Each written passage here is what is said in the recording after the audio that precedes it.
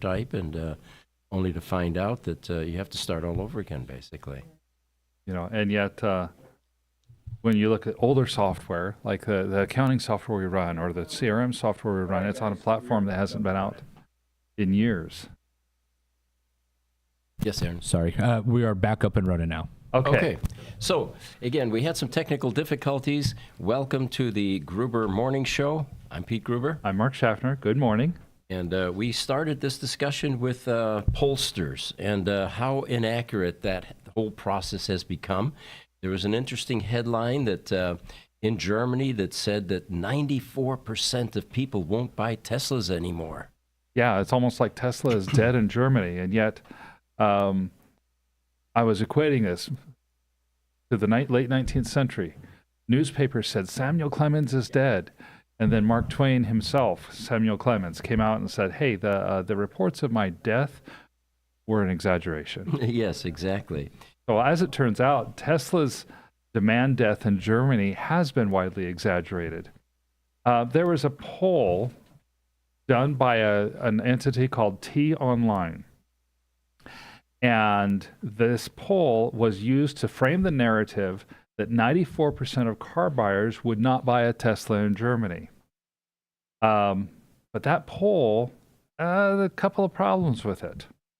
First, once the poll got to over 100,000 T-Online readers, they published that 94% of their respondents were not willing to buy a Tesla, and only a minuscule 3% were still willing to consider a vehicle from an American EV automaker. Mm-hmm.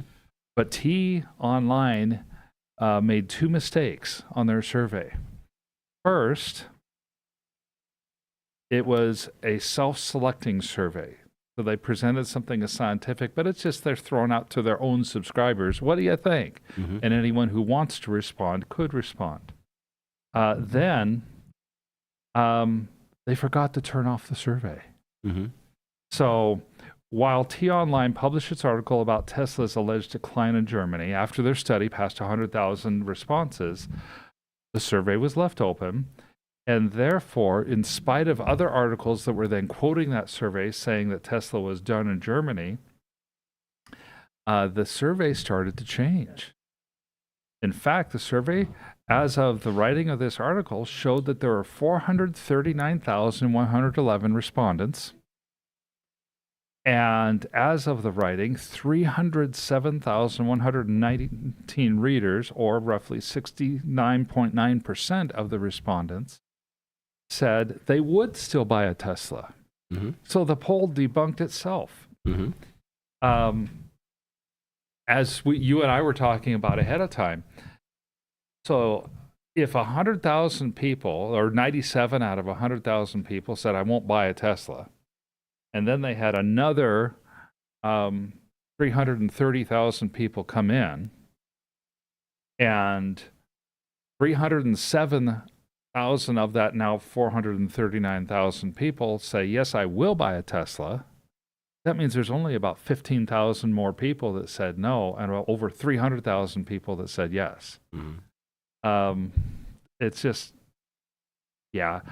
So the polls just can't be believed, or you have to do some critical thinking and ask questions. What was the poll based on? What was the demographic? What kind of controls were in place? Like you mentioned, this sounds like an opinion poll rather than a scientific poll. Yeah, I think it was presented as some sort of regulated scientific poll, almost like the statistical surveys that went out for our election. But even those, you saw all the surveys in 2024, the vast majority of them, had Kamala Harris leading Donald Trump. Right. Although they typically said, well, it's probably within our margin of error, but Kamala's ahead. And then the reality was Donald Trump won convincingly. Yeah. And of course, if you take a look at the numbers, 94% is already a red flag. And then if it truly is tied in some way to Elon Musk's political leanings, does that have anything to do with Germany in the first place? Well, exactly. So, yeah, it was suspect from the get-go. So, again, the lesson there is don't trust the polls or ask a lot more questions before you buy into the narrative.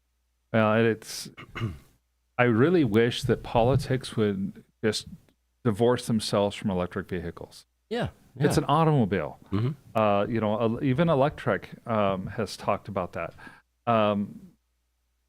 Why are cars a political instrument? Yeah, why are they being politicized? It's an instrument. It's a transportation medium. Yeah, it's a transportation medium, and instead of using fossil fuels as its fuel source, it uses electricity as its fuel source. Mm-hmm. They're cars. And the overall benefit is, of course, that we're starting to heal the planet, which is our home, which is our only home, folks. So I guess we have to be a bit more understanding and lenient. Got some people coming in. TikTok, 555 Farang Lao Canada says, look at Elon's actions. No words necessary. Right. We love the political ideas that come streaming through here, so keep them coming. Yes, there will, I'm sure, be other people that have a opposing position. I have an image here that I popped up, guys. Can we get up the CO2 emissions to date? This was surprising to me, in that if you look at the start of the measurement, how were they measuring CO2 emissions in 1750? That well, again, you have to ask questions, all right? You have to ask questions. So since 1750, these are the countries that have been responsible for the most CO2 emissions, and of course, this rank up there, it looks like. Now, the other thing that they were very clear on is that this measures fossil fuel and industry emissions. Land use is not included. So what do they mean by land use? Well, land use is things like deforestation, which are also significant contributors to CO2 emissions. What kind of deforestation activity results? Clearing forests, for example, for agriculture or for urbanization. We're building, we're creating downtown areas, and the trees have to go, high rises, whatever. Well, whenever you do reforestation, you can then sequester the CO2 loss and restore some things. Well, and I know it was as late as the early 1860s that in the United States, people considered land that was contaminated with oil to be like a swamp. You know, we've heard the adage of, you're buying swampland in Florida type of thing. Mm-hmm. The whole idea is that you're being sold a bill of goods. You're buying something that's essentially worthless. For generations, land that was contaminated with petroleum products, and they called it contaminated. They didn't call it rich. They called it useless. Mm-hmm. And this poll goes back to 1750, which is over 100 years prior to what I'm talking about. Yeah, it's suspect to a degree. So the other thing that jumps to mind here is if we're talking about cutting down trees, deforestation. What about the countries that have been selling off their lumber, like Brazil, for example? Right. They don't even show up on this chart, do they? Let me take a look at it again. They do not. No, they're not there. So they're not. But anyway, interesting statistic. Farang Long also says, until Canada drops 100% tariffs on Chinese cars, it will remain political. I have to agree with that one. Mm-hmm. And in fact, he says, I'm in Canada. I won't buy a car until I can get a hybrid on par with BYD in both price and features. Boy, there's an EV manufacturer that's coming up into relevance very quickly. Have you noticed that? Yes, I have. And they're not the only Chinese manufacturer that's really starting to make waves. Mm-hmm. Hey, Pete. Yeah. So going back to your question about how do scientists know CO2 levels in like 1750? Yeah. I guess they can figure that out through ice sheet drilling. I guess they get cores and they can determine what the CO2 levels were back in that date. Mm-hmm. So that's a big one. The other ones that they're that they're saying is volcanic activity. I guess there's some fossils that they can pull out and determine CO2 levels through volcanic activity. Well, thank you, Aaron, for that fact checking. Yeah, now that makes perfect sense because I didn't know, and I can't imagine in 1750 they had the kind of instrumentation that would actually record things like this. So Right. this makes perfect sense. Yes. So here's another interesting headline for you guys. This is from Electric. They say if Musk wants to sell cars to conservatives, Tesla needs stores and service centers in the red states in the United States. Mm-hmm. The ones apparently that do not have stores or service centers in the United States are Alabama, Arkansas, North and South Dakota, Kansas, Montana, Nebraska, and Wyoming. What's also interesting about this article is that Democrats are far more likely to buy electric vehicles than Republicans. So I've got a chart here for you. Can we pop that up, guys? Let's see if we can get that full screen. About as big as it's going to get. But what you see there is the top line shows the Republican interest in EVs. And seriously interested in buying EVs is 15%. 47% say might buy, and 44% will never buy an EV. This is a Republican chart. But look at the Democrats below it. 27% are seriously interested. 51% will might buy an EV, and only 21% are adamant about never buying an EV. So it's actually the Democrats, in the United States at least, that seem to be most interested in EVs. So let's take a look at a chart here, and this is a chart that shows the Tesla presence in various parts of the United States. Oh, you can see that big void there in the Midwest.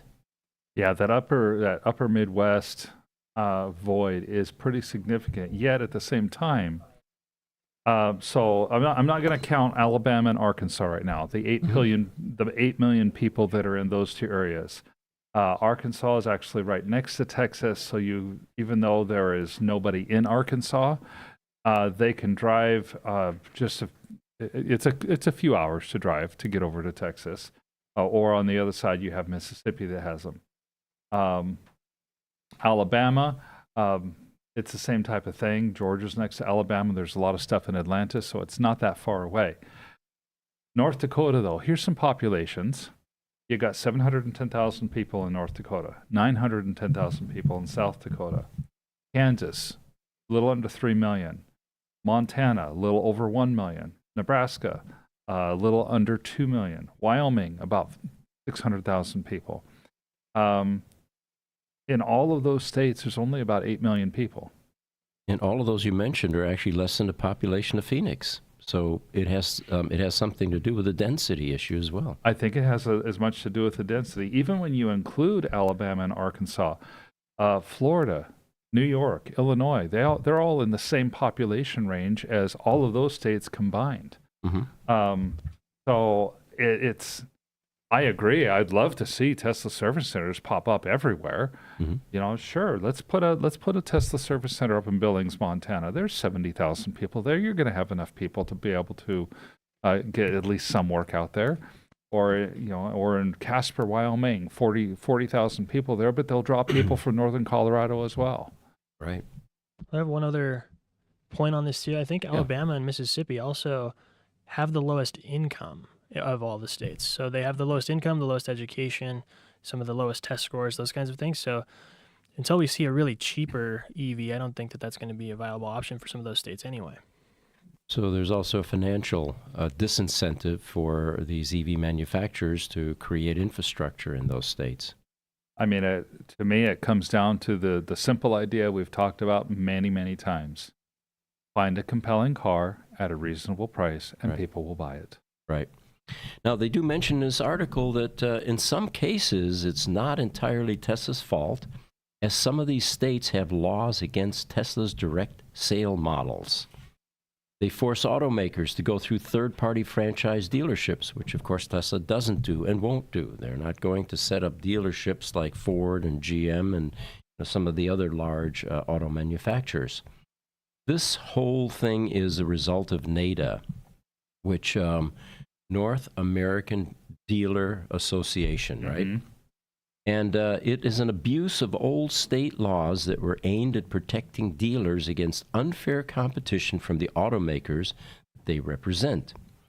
So these car dealer lobbies use their influence on state legislatures to use these laws to block. Now, it's not only Tesla, Rivian, Lucid, and of course other EV manufacturers of any consequence. These types of companies are brand new. They haven't had the time and the decades to create a dealer network, and they sell direct, which is that's where we live, is in the information age, where the distance between a producer or manufacturer and an end user has shrunk exponentially.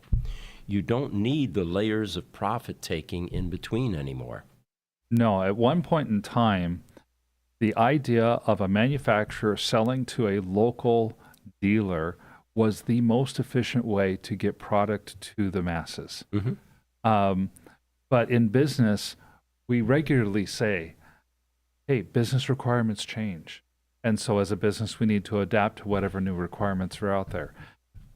That's what's happening in an auto land, and yet NADA is trying their best to fight against the very change that could put them out of business. And here's the real clincher here. There have been a number of polls that have been done, and they all come back with the same result, that 70 to 80% of the American population would rather buy from a manufacturer of the product than a dealer. Mm-hmm. And so let's talk for a moment. That's what our theme is on this podcast. Why was NADA created in the first place? That's a great question. Well, it was dealer protection, of course, created to shield dealerships from unfair treatment by powerful automakers. Now go back to the last century, beginnings of the last century. There were not a number of protections in place like there are now, like the Department of Justice, the Sherman antitrust legislations. And there was some fierce and criminal, in my estimation, practices, starting with Rockefeller, for example, with Standard Oil. Rockefeller was notorious for squeezing small companies out of business by undercutting them in a territory until they caved, sold to him, and at one point he controlled 90% of U.S. oil refineries in the United States. Yep. Now, what killed that eventually was in 1911, when the Sherman Antitrust Act was put into place, and it stopped this kind of unfair business practice. Then we had American Tobacco. James Duke, he dominated the U.S. tobacco industry through aggressive acquisitions and exclusive contracts, limiting competition and consumer choice.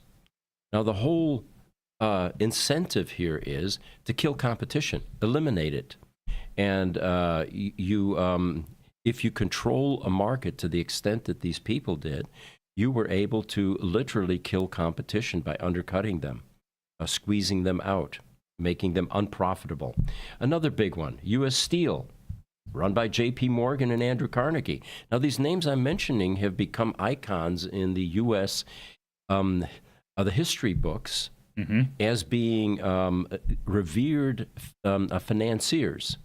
But they were engaging in fundamentally what would be today considered criminal practices. Yeah, and if I remember correctly, and I'm not going off of a reference here, I'm going off of memory. One of the really driving things behind the North American Dealers Association was the idea that Ford and General Motors were trying to open company-owned dealerships in certain markets with the believed purpose of putting all the local dealerships out of business. They wanted to capture everything in that market, and then the fear was they would do so, put the local companies out of business, and then jack up their prices, eliminating competition. Sure. So 100 years ago plus, there was a legitimate reason for NADA Today, there's absolutely no reason for NADA any longer. None whatsoever. In fact, it's counterproductive. And here's some of the reasons why. A, it limits competition. It protects franchise dealers from direct-to-consumer sales, restricting consumer choice and inflating prices. Yes. Now, we talk about inflating prices. When Ford was running low on the F-150 Lightning pickup truck, Yeah. they weren't just being sold at MSRP at the dealerships without discounts. They were jacking up the prices because they could. Well, my wife and I were in the market for an electric vehicle right when this shortage was starting to happen. We ended up buying a Volvo partly because we could get it at MSRP. Mm-hmm. If we'd have had our choice, we probably would have gotten a Ford Mustang Mach-E. But why would I take a car that's MSRP was between $45,000 and $60,000 and pay a $40,000 market adjustment fee, which was the term that the dealers were using at the time to jack up the prices way above MSRP. So some other reasons why NADA today, the North American Dealer Association, is counterproductive. It blocks innovation. It hinders the adoption of new technologies, especially in electric vehicles, due to outdated franchise laws. And the final thing why NADA is no longer relevant is poor customer experience. Associated with high-pressure sales, opaque pricing, and cumbersome buying processes. Any of you that have gone to a dealership and tried to buy a car know exactly what we're talking about here. The instant you drive up and park your car, usually a half a dozen salespeople, commission-breathing salespeople, converge, and they fight over the business. Yeah.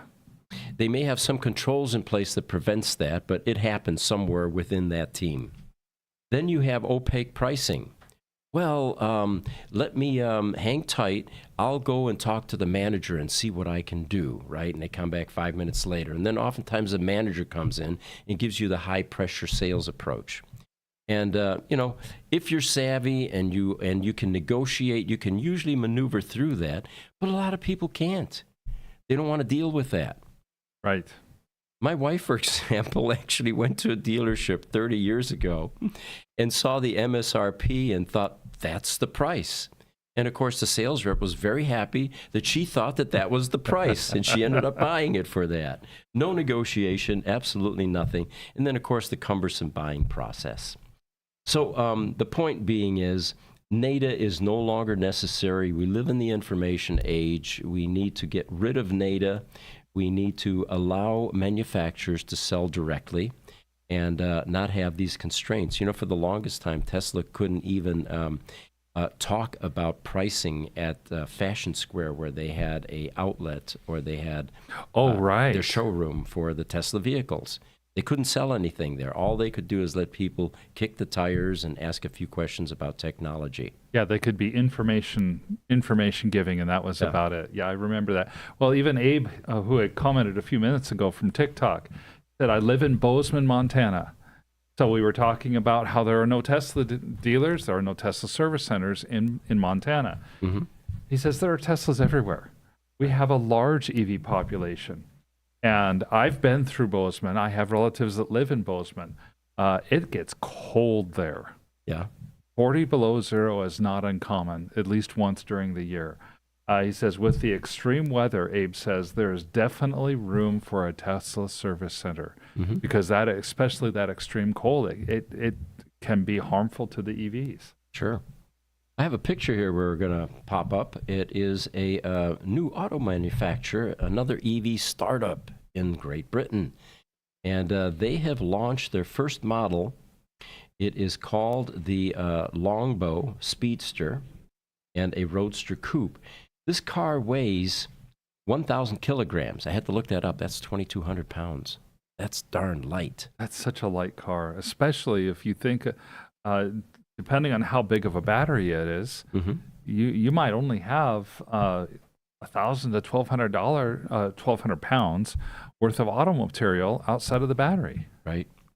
The thing that I liked about this car was it is lighter than a Mazda MX-5, and the company calls this the world's first featherweight electric vehicle.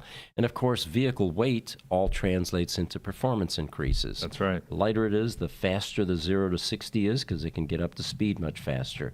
So how fast does it go? What's the 0 to 60? 3.5 seconds. That's 0.2 of a second better than the Tesla Roadster. Yeah, and while people in the world, especially of electric vehicles, may say, well, that's kind of pedestrian, just remember, a Dodge SRT Hellcat, which is one of the highest-end gas-powered fast cars out there, does about 3.7 seconds. Mm-hmm. Yep. The other thing I liked about this car was, if you notice, this almost is starting to look like the second generation Tesla Roadster. You could easily put a Tesla badge right there where my mouse, the mouse arrow is, and then Tesla across the back right there. Kind of looks like a Tesla Roadster from the back. And this, folks, is the very reason that Tesla is having a problem with their second generation Roadster. While they're deliberating releasing it, the industry is moving on and is building on what they've already announced as being the top-of-the-line features for this car. So as cars continue to come out like this, I'm not sure that Tesla's going to be able to top any of this anymore. They just need to get it done already. That too, yes. Oh, Pete, Is there interesting. no- Oh, sorry, go ahead, Aaron. Yeah. I was just gonna say, is there no windshield on this? Like, Doesn't look like it. how many bugs are gonna be picking out of your teeth when you drive this? You know, I'm going to recommend that if you're curious, Google this thing. It's called the Longbow. EV startup in Great Britain. And don't have much information on it right now. You're gonna have to wear like safety glasses or a helmet so you don't get bugs in your eyeballs. You know, they did that years ago. They didn't have windshields, and they had those round goggles, you know, with the... I have a pair of those. They're fun. They are, yes, yeah. And you ride a motorcycle. I mean, you know what it feels like at 60 miles an hour getting hit by a bumblebee without a helmet on. It hurts. that and rocks. I ride full gear. You guys know that, but like even though I ride full gear and I get hit by like little pebbles, it hurts. Yeah, they do. Okay, so Spoonie412 from YouTube joined us. He says, hello all, good show. Thanks. Yep, thanks for joining us. Hey, I think Aaron has a couple of cool news items. One was about the 4380 battery. Mm-hmm. Tell us about it, Aaron.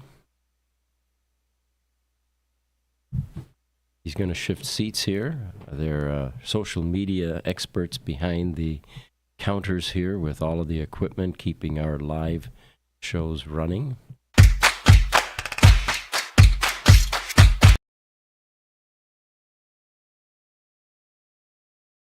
Did an intro video for this one. Yeah, but I think they forgot that the camera powers off automatically after 15 minutes or so. Uh-huh. We're getting it. We're getting it. All right. Well, while they're doing that, we actually have... Oh, there's Aaron. I think Jesse's safe with his job, is what we're trying to figure out here. I'm trying my best back here. Hey, what's up, guys? So, some big news that hasn't been talked about lately in the in the world of EVs. I feel like it's kind of going underneath the radar a little bit, and I kind of want to bring them to your guys' attention. First off, it sounds like Tesla's 4680 technology is kind of in jeopardy. So, Tesla is reportedly working on the 4 variants of the dry cathode 4680 cells, and is expected to unveil those new versions by 2026. Now I'm starting to hear early 2027, so it's starting to get pushed back even more. It's deemed as a potential game changer for electric vehicles, mostly for the Teslas, the Cybertruck, and the Robo-Taxi, because you can charge them a little bit quicker, and they can take faster charging a little bit better. So Tesla is claiming that the manufacturing equipment supplier, Matthews International, stole trade secrets related to Tesla's battery technology and shared them with competitors. So, naturally, Matthews refuted the allegations, asserting that the claims were without merit And Tesla's lawsuit was an attempt to appropriate Matthews' valuable intellectual property. So we got a little bit of a tug of war going on here. So Tesla filed a lawsuit against Matthews in June of 2024, like a temporary restraining order. And according to the filing with the U.S. District Court of the Northern District of California, the automaker claims Matthews owes damages to Tesla, which is conservatively estimated while exceeding $1 billion. That's a lot of Wow. Yeah, that's no small sum. Yeah. Wow. So the U.S. District Court judge recently denied Tesla's request to block Matthews International Corporation from selling its dry battery electrolyte technology worldwide. Now, I don't know if you've been paying attention to X, but Elon's been very vocal about getting rid of quote-unquote woke judges, or basically judges that are trying to stop certain administrations from doing certain things. And I have a feeling this might be one of them on why he's kind of going on a rampage of getting rid of certain judges. But Tesla sought to prevent Matthew from selling its dry battery electrolyte technology. Judge Davala ruled is based on Matthew's claim that its dry battery electrolyte technology predates Tesla's existence, which is very interesting. It says it is Matthew's extensive research and development in the area that led to U.S. patent number 12 million, blah, blah, blah. It's a long number, not Tesla's. So apparently Matthews has the patent, not Tesla. Right now, Tesla continues to file multiple lawsuits against Matthews, and Matthew believes these lawsuits are meritless and sees them as bullying, as a bullying strategy by Tesla. So this could delay a lot of things, especially since Matthews is trying to work with Tesla to get these rolled out, but now Tesla's suing them. So that's one thing you might want to kind of keep an eye on in the next few months on that. Okay. And my second one, if you want to pull up image number 2, is EPA is rolling back emissions. Now, I have a diesel. I have a couple diesels, and everybody on the diesel forums are like, diesels are back. We're going to be able to roll coal. We're going to be able to gut emissions. Pump your brakes on that. It doesn't sound like that's actually what's going to happen. So Lee Zeldin, the EP came out the other day and said the EPA is ending the Green New scam. And these next 4 quotes are his exact words. We're driving a dagger through the heart of climate change, religion, and ushering in America's golden age. He also went on to say, these actions will roll back trillions of dollars in regulatory costs and hidden taxes. We have to protect the environment without suffocating the economy. And his last quote that was interesting is, it's important to bring back jobs by rolling back the new green scam. So these are all very interesting quotes that he's saying. He keeps on going on by lowering the cost of living for American families, but the previous rollbacks for the future changes. Sorry, that was just a note. Basically, what's going to happen is that they're rolling back everything that Biden kind of did. It doesn't sound like they're going to be able to go back to previous administrations like Obama or even the Bush administration or even Reagan and roll back some of those. It sounds like those are laws and they're set in stone. It's going to be very hard to overturn those. I mean, you're going to have the Senate, the House, you're going to have everybody to vote on those. And it doesn't sound like that's going to happen. So everybody's saying that we're going to be able to roll coal and delete our diesels. I don't see this happening. My personal take on this is we're still going to have emissions. We're still going to have catalytic converters. We're still going to have, DEF and DPFs. It sounds like this is more going to be for transportation, more for big commercial rollbacks. And this could have an effect on like the Tesla semi truck. If they're not going to require cleaner emissions, then why do you need to, invest in the Tesla semis now? Right. So it sounds like this is going to be more for commercial, not for like, average Joes like me. So that's some of the questions that's coming up from the past EPA administrator and his announcements going on. Just another quick rant here. We have the technology to reduce pollutions out of diesels. You know, the number one cause of soot is low combustion temps, idle times. You know, when you have a diesel just sitting there, all it is just collecting soot inside the engine. It's not being blown out. We have things like speed of air pistons that you can add in. The technology is there, and I would really like to see this EPA administrator go after engine technology, not necessarily emissions, tailpipe technology, and have the manufacturers implement those better technologies inside the engine so it just burns cleaner. And then you don't have to worry about the tailpipe because it's already burning cleaner when it's combusted. But yeah, that's some of the news that I think people should kind of pay attention to. Well, Aaron, thank you for that tidbit of information. And it looks like Cass has something for us as well.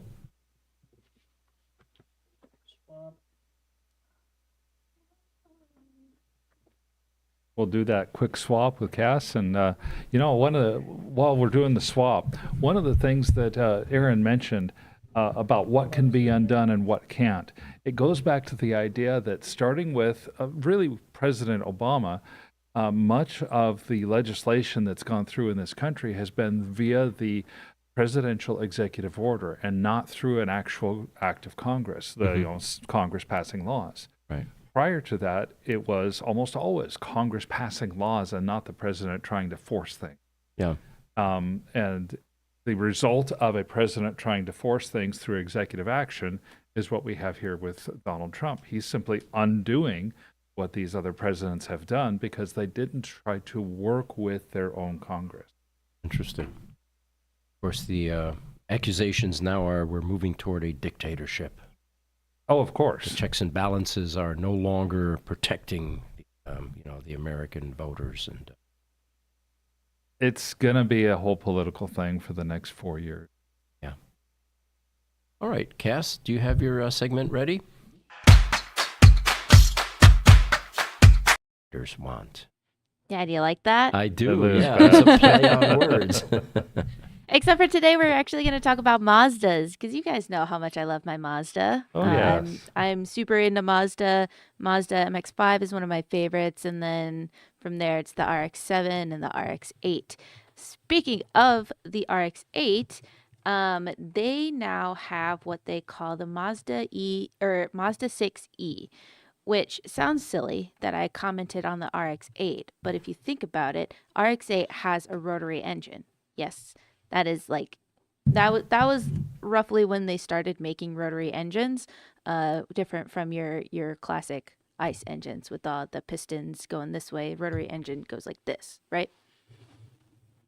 I comment on that because their 6E might have the rotary engine come back, but I'm not for sure. Just because there's not a lot of info on their 6E. So their 6E was released in April 2024, but it wasn't clear if it was going to be sold here in the U.S. It's currently being sold in China because the people that are helping them make their EV is in China. The company is called Chongqing Changan Automotive, and I really hope I pronounced that right. But they are working on the battery technology for their 6E. The bodywork of this sedan, so they have their hybrid, right, which is a SUV, but they're trying to come out with a sedan, and the bodywork of the sedan is heavily based on their Mazda 6. If you want, you can pull up the images and just kind of cycle through them. Okay, we've got the first one up. What are we looking at here? You got the image, Aaron? There it is, the 6E. So that is their 6E. And fun fact about this 6E is you see the line underneath the main headlight, there's this little line that kind of goes down. It's on the left side of it, of the headlight. Right. A little bit more, a little bit more, a little bit more. Forward To the or left, back? to the left. A little bit more to your left. Yep, that right there. Yes, all right. That right there is kind of where you can see the charge of the EV, like on the outside of your car. So it'll light up all the way full, and then if it is losing charge, you can see it kind of go down. Interesting. So you have to stick your head outside the window to see. Yeah, what you have to stick your head outside the battery window is. so then you can see like how much charge. No, but I thought that was a really cool feature. All those lines are actually like LED lights or something like that? Yep. They're all like LED lights, and it will progressively go down That's kinda cool. the less it has charge. Mazda actually plans to release another model late 2025, and this one is hopefully going to be released in the UK. Still no plans yet, as far as I'm aware, to be sold in the US. I wish it would, because I love my Mazdas, and I would like an EV car. And if Mazda makes an EV that can be sold in the US, I'm going to jump on that. Especially if it's a full EV and it's a sedan, because I'm not super into SUVs. I don't need all of that space. I'm pretty happy with my little cars. The EV itself is a hatchback, so it's not like a trunk like it is for mine. It is a hatchback, so you open it up and it's a little hatchback. It's got a heads-up display with augmented reality. Beamers do this, where it has like your speed and any other display that you might need up on the windshield. I'm sure there are other companies that do it, but my roommate had a Beamer, so that's how come I know that. Mazda claims that it has a 50-50 weight distribution. The EZ6 uses front strut and a rear multi-link suspension. It has 2 battery options, one small one and then one with the extended range. And the extended range is just a small little ICE generator. And remember how I was bringing up the rotary engine? They might bring back the rotary engine to be that little generator inside to give you a little bit more extra range. So you can kind of charge the car while you're still driving it, and then it hits a certain percentage and it shuts off the ICE generator, and then you can strictly use the electric battery for power. It's a pretty cool looking little car. It's very pretty, and the inside of it is like, I was watching a bunch of videos and everybody was like, it's kind of like luxurious in here. Like it kind of feels like a really high-end car. The front row, actually, with the driver in the passenger seat, has what they call zero gravity seats, which basically means that it can lay pretty much all the way back and then have the little leg rests, as you can see. Oh, did not mean to hit my mic. As you can see right there. So like when you're charging it, you can kind of lay back and just chill in your car if you want to do that, you know. And then it's got a glass roof, which I always found really interesting, because Tesla, as far as at least the first time that I ever saw a glass roof was with Tesla. So I always thought that was really cool, just to have a full glass roof. It's really hot in the summertime. I believe that. I believe it. I just also really like looking at the sky, especially during sunrise and sunset. Not while you're driving, though. While I drive. But that's about as much information as I got on that so far, just because it's still a really new vehicle. There's not a lot being released about it. I really do hope that they decide to sell in the U.S. I know that the tariffs are going to stop it a lot, but you know, at least they've got a couple of places where they're selling it in China and hopefully in the UK. Well, thank you, Cass. Thank you. Yeah, well presented, and Going to pop up another image here for you guys. It's going to be a solo image.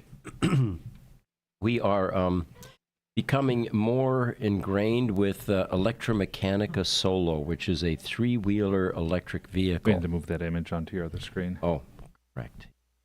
That. Okay. Now we're going to be challenged here. Let's see. I'm going to down to here. Here we go. All right. So this is a three-wheeler. It's licensed as a motorcycle, which also makes it immune from certain regulatory items during production, like crash testing isn't as extensive, no airbags required, which typically aren't on motorcycles. Hey Right. Pete, I got a question about Sure. that.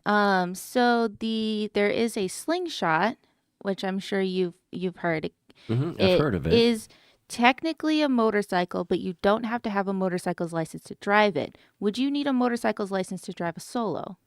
You know what? I'm not 100% on that, because when we've test driven them, we weren't able to put our dealer plates on it because it's a different size plate here in Arizona Yeah. for the motorcycle versus dealer.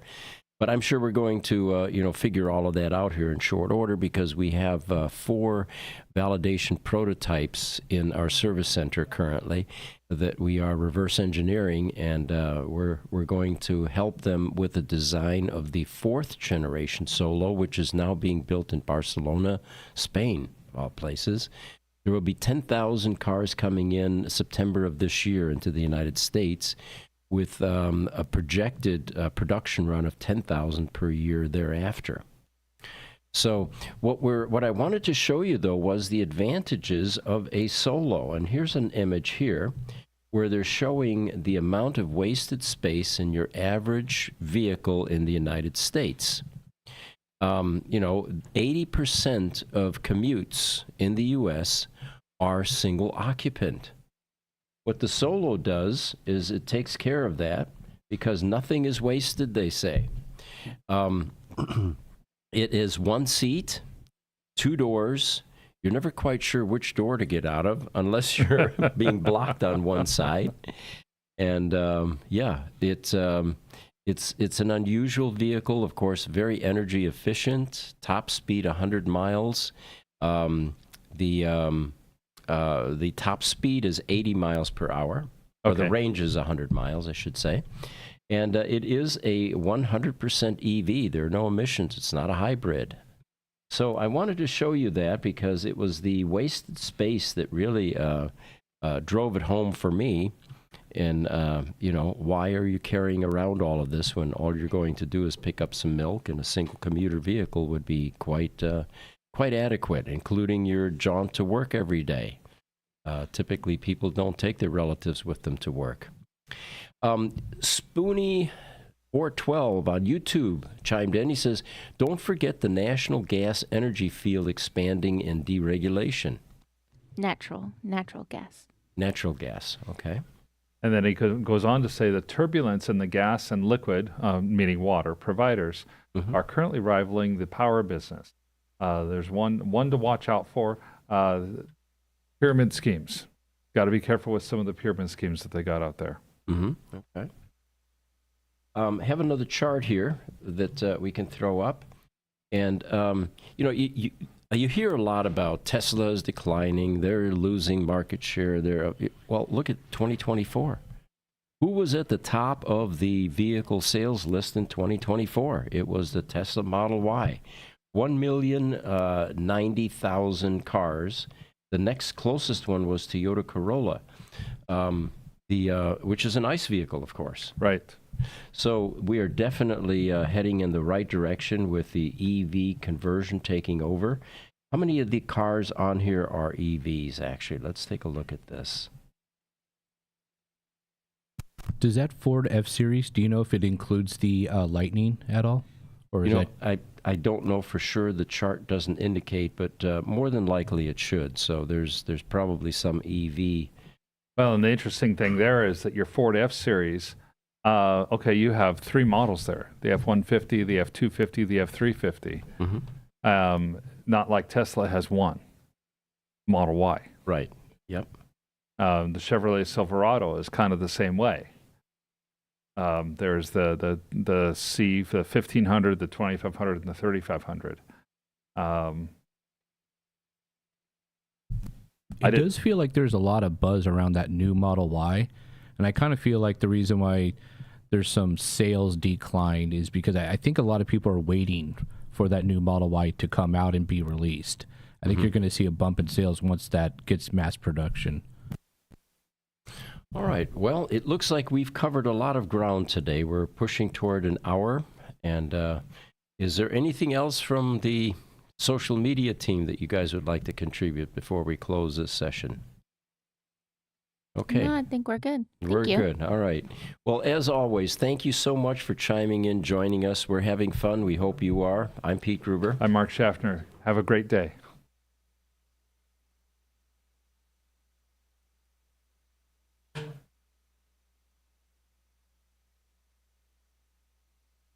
I guess we're still live.